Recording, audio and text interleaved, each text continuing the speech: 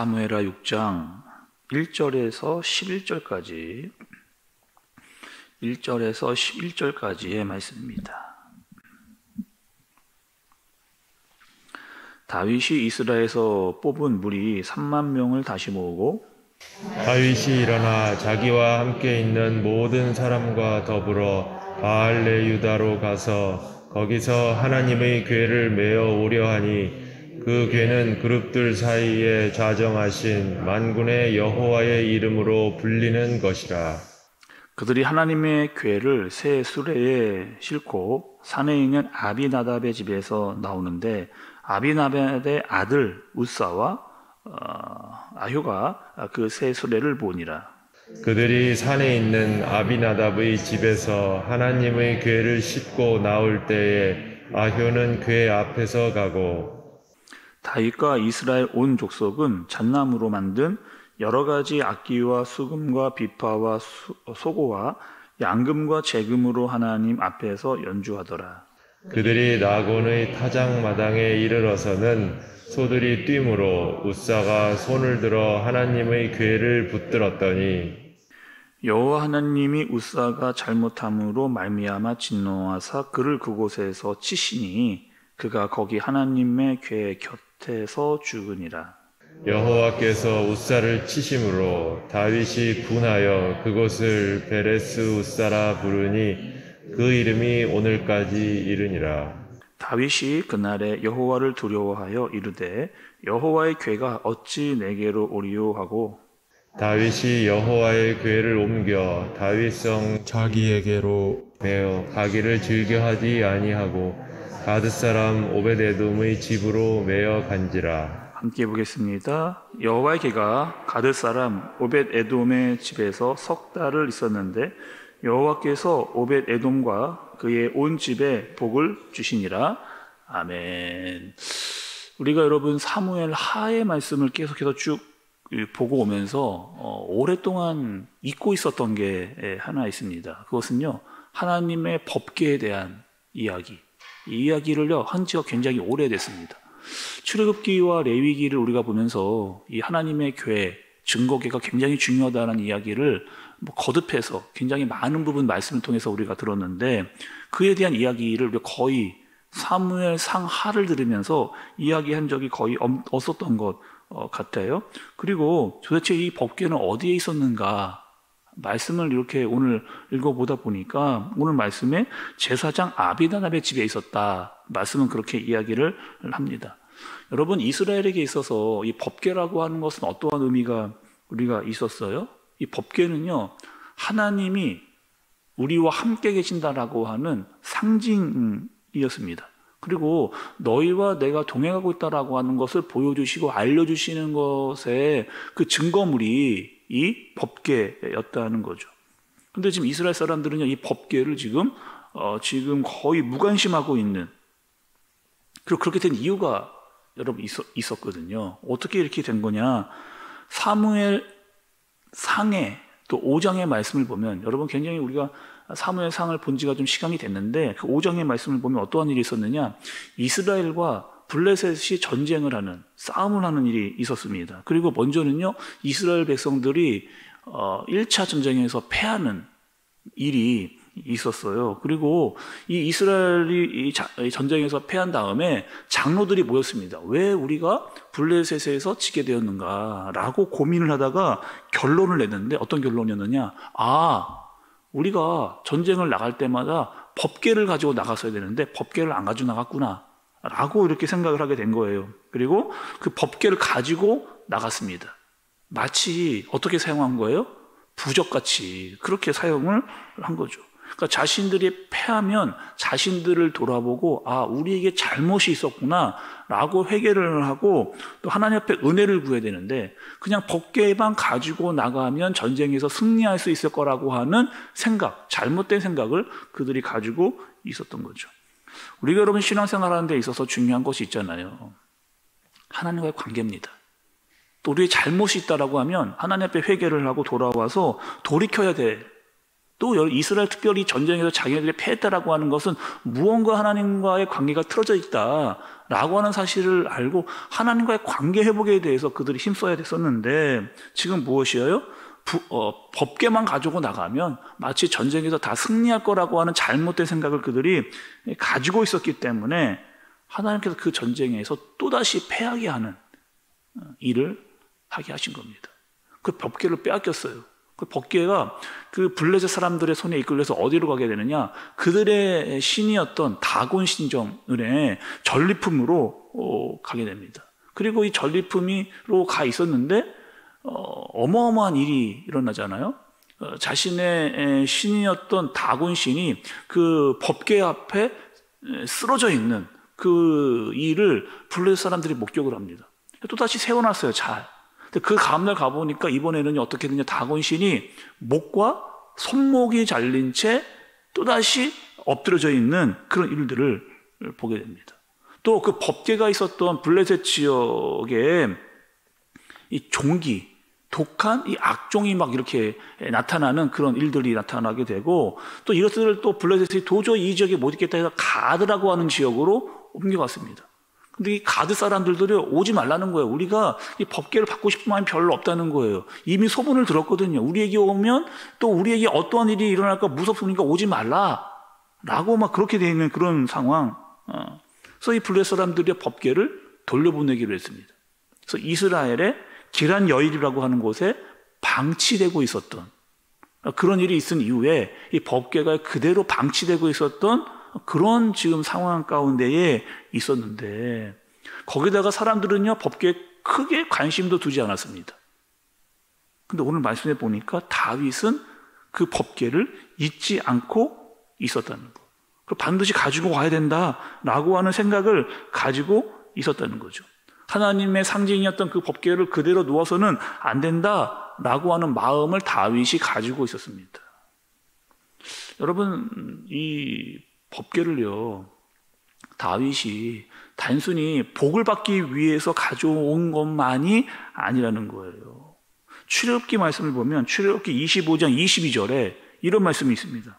거기서 내가 너와 만나고 속죄소 위 곧 증거궤 위에 있는 두 그룹 사이에서 내가 이스라엘 자손을 위하여 내게 명령한 모든 일을 내게 이르리라, 이렇게 얘기했습니다.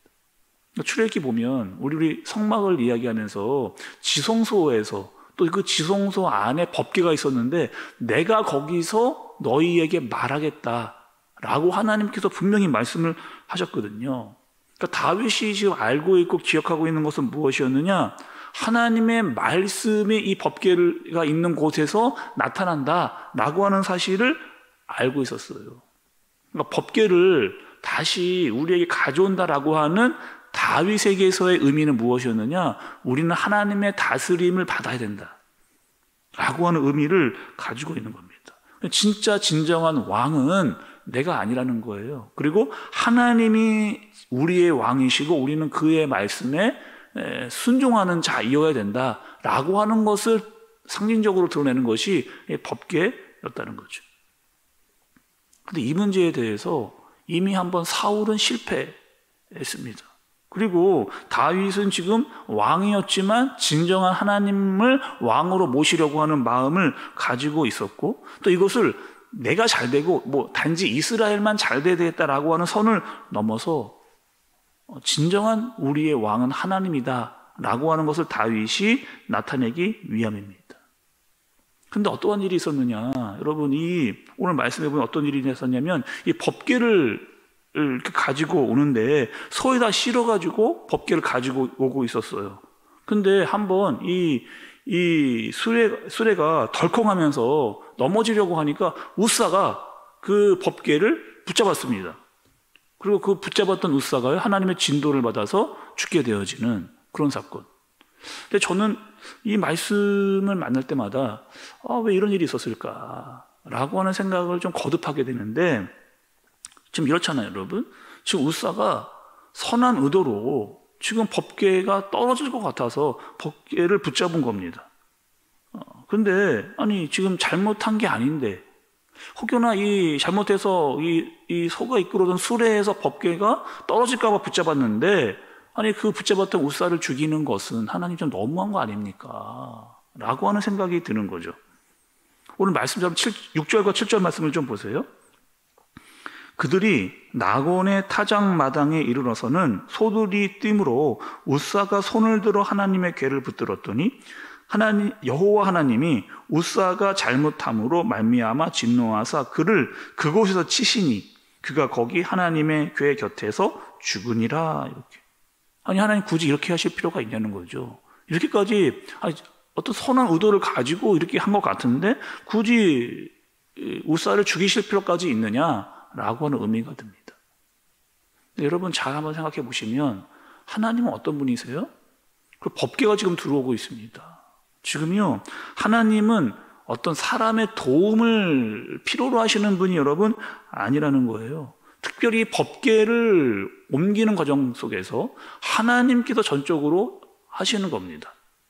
근데 중요한 것은 또 하나 무엇이냐면 지금 이 법궤를 옮기는 과정 자체가 처음부터 잘못됐어요. 하나님께서 말씀을 주실 때에 법궤를 옮길 때 어떻게 하냐면 레위인들이 그 법궤를 옮기도록 하셨습니다. 하나님께서. 특히 레위인 중에서도요, 고아 짝손들이 어깨에 메고 법궤를 옮기라고 말씀을 하신 거예요. 그런데 이 다윗은 지금 어떻게 하고 있느냐? 지금 소의 수레에 이끌어서 마치 블레셋 사람들이 했던 것과 동일한 방법으로 그렇게 지금 다윗이 법궤를 가져오고 있어요. 또 이 과정을 어떻게 다윗이 준비를 했느냐 말씀을 보았더니 역대상 13장 1절에 이 법궤를 가져오는 것에 대해서 다윗이 어떻게 했느냐, 다윗이 천부장과 백부장과 곧 모든 지휘관과 더불어 의논하고, 지금 이 법궤를 옮기는 일은요 종교적인 일입니다. 이스라엘에서도 아주 중요한 일이었는데 이 일을 제사장과 상의하지 않고 누구와 상의를 했느냐, 지휘관들과 이것들을 상의한 거예요. 법궤를 가져오는 방법조차도 잘못된 거죠. 고아세 사람들의 어깨에 메고 돌아오는 것이 아니라 블레셋에게 행했던 것과 같이 소를 가지고 법궤를 이동하고 있는 그 모습을 보고 있는 겁니다. 오늘 말씀을 여러분 좀 정리를 해보면 지금 이런 내용이거든요. 다윗의 의도가 참 좋았습니다. 하나님의 법궤를 옮기고자 하는 것 맞는 이야기예요. 근데 하나님께서는 그 과정조차도 하나님의 말씀에 순종하기를 원하시는 겁니다. 아무리 사람의 생각이 이성적이고 합리적이다 할지라도 하나님께서는 하나님의 일을 하나님의 방법으로 하시기를 원하고 계신 거예요. 철저한 하나님의 순종을 하나님께서 요구하고 계신다라고 이야기하는 거죠. 여러분 생각해 보세요. 법궤를 옮기는데 사람이 다 들고 다니는 것보다 서로 이끌어오는 것이 훨씬 편한 문제입니다. 그런데 하나님은 그거를 원하시지 않은 거죠. 하나님의 말씀을 함부로 덧붙이거나 빼지 말라는 겁니다. 그리고 그것이 혹 너희가 보기에 더디 보인 것 같고 너희의 생각에 불합리해 보이다 할지라도 그 과정까지도 뭐하라는 거예요? 하나님의 말씀에 순종하라. 그리고 하나님의 일은 하나님께서 이루신다라고 하는 말씀을 우리에게 정확하게 해주고 있는 겁니다. 오늘 말씀을 보면서 여러분 우리가 생각해야 될 것이 있습니다. 주님의 일을 감당하면서 무엇이 더 효과적인가, 어떤 것이 더 이성적인가 라고 생각하는 것보다 더 중요한 게 있습니다. 그것은 바로 하나님의 말씀대로 순종하고 있는가에 대한 말씀인 거죠. 우리는요 하나님의 계획과 하나님의 인도하심을 따라 살아가고 있는 그런 사람들, 그렇다면 우리의 모든 인생의 과정 또한 하나님의 말씀에 순종이어야 된다라고 하는 사실을 우리에게 알려주고 있는 겁니다. 그리고 그 뜻을 따라가 사는 것들이 바로 성도라고 이야기를 하는 거죠. 오늘 하루 여러분 이런 순종이요, 내 생각대로 또 내 판단과 내 합리적인 생각과 이성보다 하나님의 말씀이 더 우월하다, 더 뛰어나다라고 하는 사실을 알고 그 말씀에 순종할 수 있는 저와 여러분들 되어지시기를 예수님의 이름으로 축복합니다. 기도하겠습니다.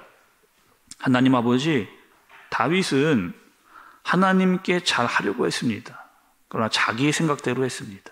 하나님께서 원하시고 바라시는 것을 순종이었는데 자기가 더 나은 생각이라고 해서 그것들을 감당했던 것을 볼 수가 있습니다. 하나님, 하나님의 계획 가운데 또 하나님의 뜻을 이루는데 하나님의 말씀대로 순종하는 우리가 되어지도록 인도하여 주옵소서. 세상을 살면서 세상의 방법이 아닌 하나님의 말씀대로 살아가는 우리가 되어지도록, 또 그 말씀대로 순종할 때 하나님께서 이루시는 일들을 경험하는 오늘 하루가 되게 하여 주옵소서. 예수님의 이름으로 기도드리옵나이다. 아멘.